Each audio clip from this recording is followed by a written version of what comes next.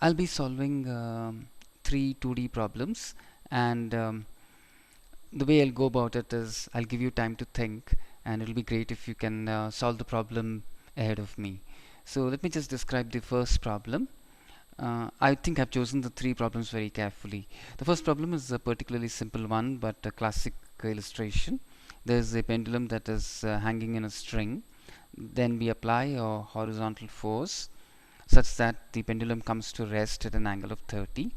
And the question is, what is the magnitude of this horizontal force? While we solve the problem, we will just realize that we'll also be able to figure out the tension in the string when this object is in equilibrium. So here's the first step. What is the free body diagram of mass m? Now remember, this is a 2D problem. We've been discussing about how to handle the equations for 2D. So write down Newton's equations after you finish drawing the free body diagram. If you already know how to go about it, don't bother about the hint.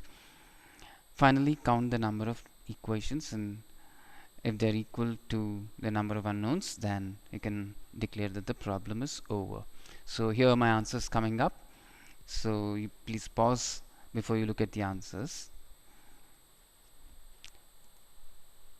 Okay, so here is my free body diagram.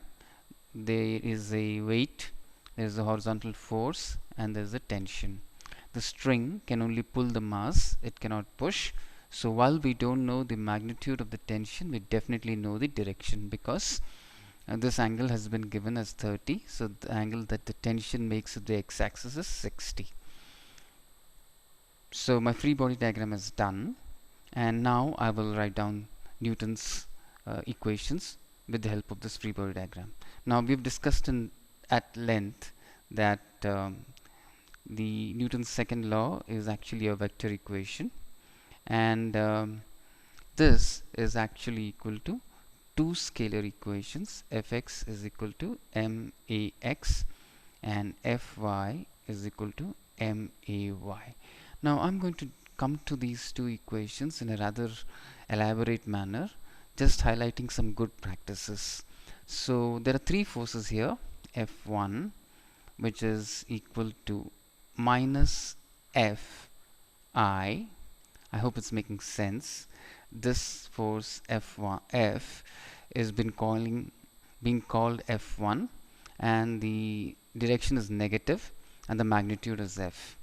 F2, which is this, I'm going to call it F2. This I'm going to call it F1, and this one I'm going to